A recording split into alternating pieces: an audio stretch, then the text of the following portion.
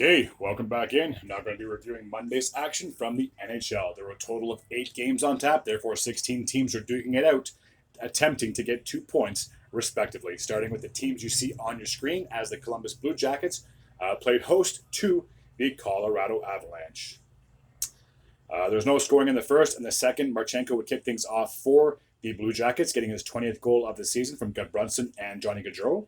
9 minutes and 35 seconds in that second frame. Nylander would increase the lead to 2-0 for the Jackets with 5 minutes and 48 seconds to go. For Nylander, that would be his 9th goal of the season from Voronkov and Provorov. Nylander would strike again with 1 minute and 57 seconds to go in the frame, making it his 10th goal of the season from Bean and Gudbranson. So the Blue Jackets had a 3-0 lead heading into the third period. Chris Wagner would get his first goal as a member of the Colorado Avalanche, getting him on the board, making it 3-1 at that point in favor of the Blue Jackets. That goal was assisted by Walker and Lehkonen 4 minutes and 39 seconds into that frame. Sillinger would get the empty net goal, giving the Blue Jackets a 4-1 lead with 1 minute and 33 seconds to go. For Sillinger, that would be his 13th goal of the season from Texier and Marchenko. So 4-1 would be the final score in favor of the Blue Jackets. So an upset, to say the least. With that, the Blue Jackets are sitting at 25, 38, and 12 for 62 points on the season. They still have the worst record in the Eastern Conference. As for the Colorado Avalanche, despite the loss, they're 47, 22, and 6. They still have 100 points, and they're only trailing the Stars by 3 points in first place with 7 games to go. So there's no guarantee that they're going to be locked into that second spot, and anything can happen from here on out. Okay, so the next matchup from Monday took place in Pittsburgh, where we had 2 teams from the Metropolitan Division duking it out. Where is this? Here we go. So we have the Penguins and the Rangers. That will be the next matchup I will be reviewing. Okay, let's take a look and see who won this matchup and where they're at in the standings. So in the first, Brian Rust would kick things off just 18 seconds into that first period, getting his 25th goal of the season from Crosby and Riley Smith. Sidney Crosby would get on the goal score sheet with 9 minutes and 21 seconds to go. For Crosby, that would be his 36th goal of the season from Joseph and Letang. I can easily see him getting 40 goals this season. It's unreal how good of a pace this guy has been doing for his entire career. And he's only a year older than me. It's crazy. And so there's no scoring in the second period, so the Penguins had a 2-0 lead heading into the third. Bemstrom would increase the lead to 3-0, getting his 7th goal of the season from Jesse Puljujarvi, 9 minutes and 51 seconds into the third period. Kakko would finally get on the goal score sheet for the Rangers. He would score about 50 seconds after Bemstrom scored. For Kakko, that'd be his 12th goal of the year from Fox and Panarin. Roslovic would cut the deficit to 3-2. With 3 minutes and 7 seconds to go. For Roslovic, that'd be his 8th goal of the season, assisted by Zibanejad. Rust would get his 2nd goal of the night, an empty netter, his 26th of the season, assist by Carter and Letang. And Sidney Crosby would get on the goal score sheet yet again, getting his 37th goal of the season with 45 seconds to go, another empty net goal. So 5-2 would be the final score in favor of the Penguins. So with the victory, Pittsburgh sitting at 33, 30, and 11 for 77 points. They're only 5 points back of that last wildcard spot, so don't count them out just yet. And they have 8 games remaining on the schedule. As for the Rangers, despite the loss, they are 50, 21, and 4. They have 104 points on the season, and they're still sitting first in that Metropolitan Division. So I don't think they're going to be too upset if they lost a game, considering that they're A, in the playoffs, and B, still in first place in their division. Alrighty, staying in the Metropolitan, we have the New York Islanders, and they were heading into Philly to take on the Flyers.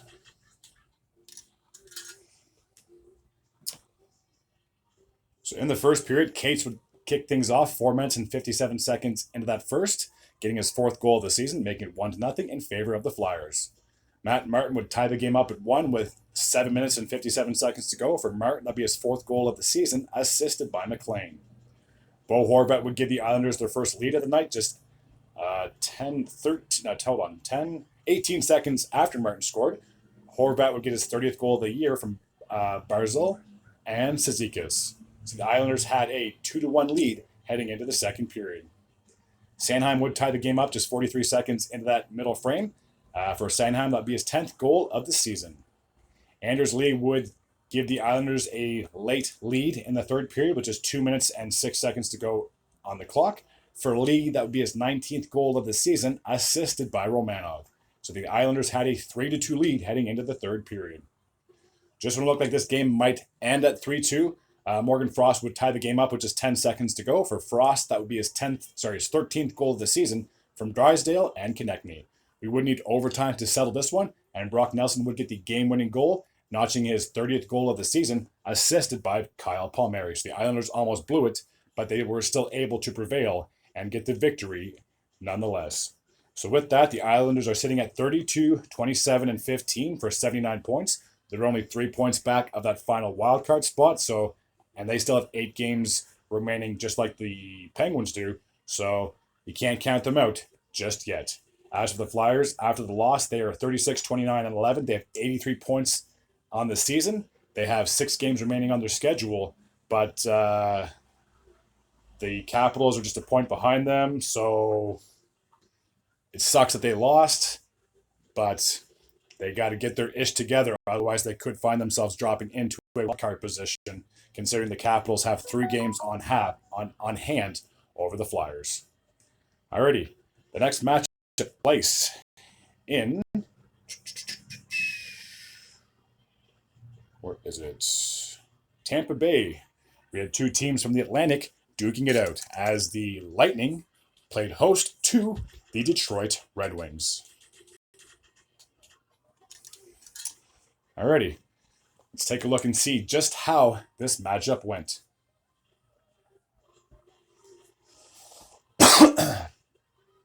So Patrick Kane would kick things off in the second period, just 37 seconds into that middle frame. For Kane, that would be his 18th goal of the season from Larkin and DeBrincat. Anthony Cirelli would tie the game up with a shorthanded goal, 8 minutes and 36 seconds into that middle frame. For Cirelli, that would be his 19th goal of the season, assisted by Hagel. Hagel has 44 assists on the season. Can you imagine if he gets 50 assists? That would be unreal. In the third period, Fabry would give the Red Wings a 2-1 lead, getting his 18th goal of the season, assisted by JT Compher. Stamkos would tie the game up 6 minutes into that third period. For Stamkos, that would be his 31st goal of the season from Point and Kucherov. David Perron would give the Red Wings a late lead in the third period with 2 minutes and 40 seconds to go. For Perron, that'll be his 15th goal of the season from Seider and JT Compher. Lucas Raymond would put this game on ice, getting an empty net goal. For Raymond, that'll be his 25th goal of the season, assisted by Dylan Larkin. And that goal happened with 1 minute and 3 seconds to go on the clock. So 4-2 would be the final score in favor of the Red Wings. So with the victory, the Red Wings are sitting at 37, 30, and 8. They have 82 points on the season. As of right now, they're on the outside looking in when it comes to the postseason, but they have the same amount of points as the Capitals. But the catch is the Capitals have 2 games on hand, so that's why the Capitals have that second wildcard spot as we speak. For the Lightning, even though they lost, they're sitting at 41, 26, and 7. They have 89 points on the season, and they do have the number 1 wildcard spot as we speak with 8 games remaining.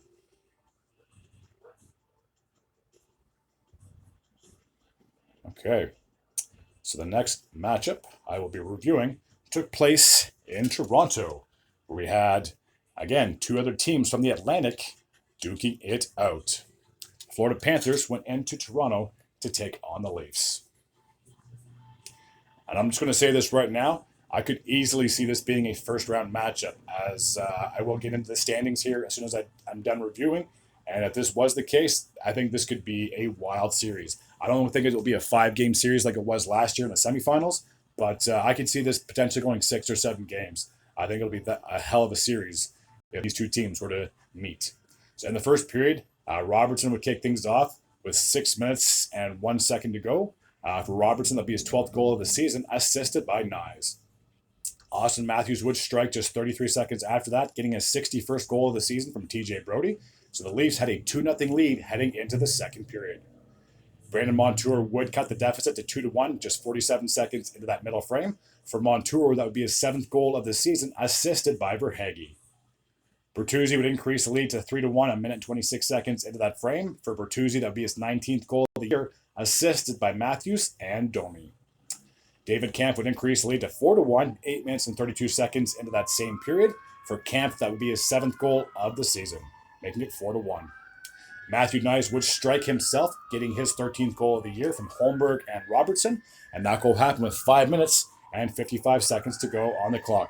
So the Leafs had a 5-1 lead. Holy cow. Fire truck. So the Leafs had a 5-1 lead heading into the third period. Tarasenko would cut the deficit to 5-2, getting his 22nd goal of the year from Mikkola and Luostarinen, 2 minutes and 12 seconds into that third period. Sam Reinhart would get his 52nd goal of the season from Tarasenko and Barkov, with 8 minutes and 2 seconds to go on the clock, cutting the deficit to 5-3. Sam Bennett would cut the deficit to 5-4, getting his 17th of the year from Tarasenko and Matthew Tkachuk, and that goal happened with a minute and 50 seconds to go on the clock. Austin Matthews would get an empty net goal, cutting the comeback for the Florida Panthers. For Matthews, that'd be his 2nd goal of the game, a 62nd goal of the season, and that goal happened with 46 seconds to go on the clock. So 6-4 would be the final score in this matchup. Okay, let's take a look and see where both of these teams are sitting at in the standings. So after the victory, the Leafs are 43, 22, and 9. They have 95 points on the season. They are sitting 3rd in the Atlantic Division. And after the loss, the Florida Panthers are 47, 23, and 5. They have 99 points on the season. So they are sitting 2nd in the Atlantic.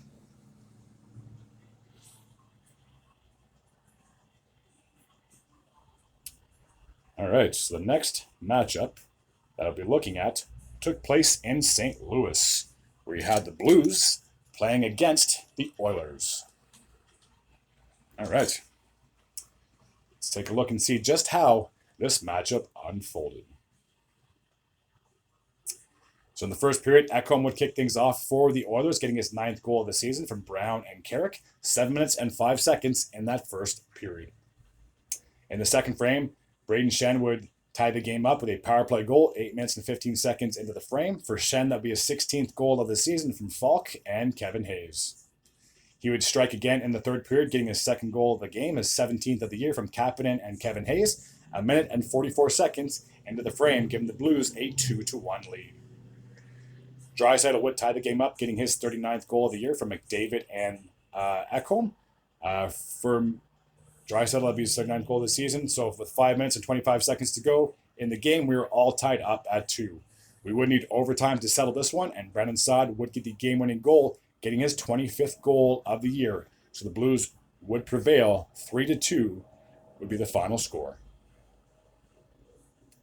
So with the win, the Blues are sitting at 40, 31, and 4. They have 84 points on the season with 7 games remaining on the schedule. They're only 3 points back of the second wildcard spot, so anything can happen from here on out. And after the loss, the Oilers are 45, 23, and 5. They have 95 points on the season. They have 9 games remaining on their schedule, and they're still sitting 2nd in the Pacific Division. Okay, the next matchup, and I believe it might be the last matchup from Monday. I'm just going to check to be 100% sure. Oh, I apologize. There's still 2 more games remaining from Monday's schedule. So the next matchup took place in Winnipeg, where we had the Jets, and they were playing host to the Los Angeles Kings. In the first period, Perfetti would kick things off for the Winnipeg Jets with 8 minutes and 46 seconds to go. For Perfetti, that would be his 16th goal of the season, assisted by DeMello and Connor. Arvidsson would tie the game up just a minute and 16 seconds after that. For Arvidsson, that would be his 2nd goal of the year from Moore and Doughty. After 20 minutes of play, we were all tied up at 1. In the second period, Kevin Fiala would give the Kings their first lead of the game. 5 minutes and 48 seconds into that frame. For Fiala, that would be his 25th goal of the year, assisted by Garakov. Sean Monahan would tie the game up with 8 minutes and 11 seconds to go on the clock. For Monahan, that would be his 24th goal of the season from Morrissey and Kyle Connor. Kopitar gave the Kings again another lead with 6 minutes and 4 seconds to go on the clock. For Kopitar, that'd be his 26th goal of the season from Kempe and Garykov. Josh Morrissey would tie the game up once again for the Jets, getting his 9th goal of the year from Perfetti and Kyle Connor. And that goal happened with 3 minutes and 13 seconds to go on the clock. So after 40 minutes of play, we were all tied up at 3. In the third, Perfetti would get his 2nd goal of the game, his 17th of the season from Pionk and Schmidt. And that goal happened with 6 minutes and 55 seconds to go on the clock. And that's where we would stand at the end of regulation. So the Jets would prevail 4-3 would be the final score. With the win, the Jets are 45, 24, and 6. They have 96 points on the season. They are still sitting 3rd in the Central Division. They're just 4 points back of the Avalanche. And they are 6 points up on the Jets. So they're still sitting somewhat comfortable in that 3rd slot. But I'm sure they'd love to be able to catch up to the Avalanche and potentially get home ice advantage in the first round.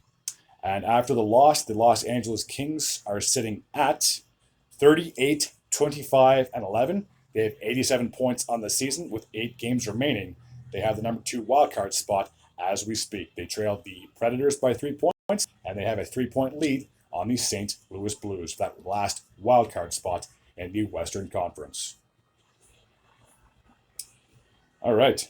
Now the last matchup of the night took place in the Pacific, where we had the San Jose Sharks playing host to the Seattle Kraken. All right, let's take a look and see just how this matchup went. So Matt Beniers would kick things off in the first period, just 29 seconds into that frame, getting his 13th goal of the year from Bjorkstrand and Tolvanen. Bjorkstrand would get on the goal scorer sheet himself, notching his 20th goal of the season, assisted by Tolvanen, and that goal happened with 8 minutes and 34 seconds to go on the clock. Zetterlund would get the Sharks their first goal of the game, a power play goal for Zetterlund. That would be his 21st goal of the year from Granlund and Ekblad. And that goal happened with 5 minutes and 41 seconds to go in the frame. Shane Wright would get his first goal of the season, his first game of the season for the Seattle Kraken. For Wright, that would be his first goal of the year, assisted by Everly and Schwartz. And that goal happened with 2 minutes and 54 seconds to go on the clock. So after 20 minutes of play, the Kraken had a 3-1 lead. In the second period, Kostin would cut the deficit to 3-2, getting his 7th goal of the year from Vlasic and Zetterlund. 5 minutes and 1 second in the second period. After 40 minutes of play, the Kraken had a 4-2 lead. McCann would strike late in the third period, increasing lead to 4-2, getting an empty net goal. For McCann, that would be his 28th goal of the year from Schwartz and Vince Dunn. So 4-2 would be the final score in favor of the Seattle Kraken. So with the victory, the Kraken are sitting at 31, 30, and 13. They have 75 points on the season. They're trailing the Kings by 13 points for that last wildcard spot, which is 8 games to go. So it's looking very bleak and very unlikely that the Kraken will make a run at the postseason this year. And as for the Sharks, bad season just keeps getting worse and worse. But if you look at the bright side, they're almost guaranteed to get the number 1 overall pick unless the draft lottery happens and maybe they land in the number 5 spot. Who knows? But after this game, they are 17, 49, and 8. They have 42 points on the season with 8 games remaining. Alrighty.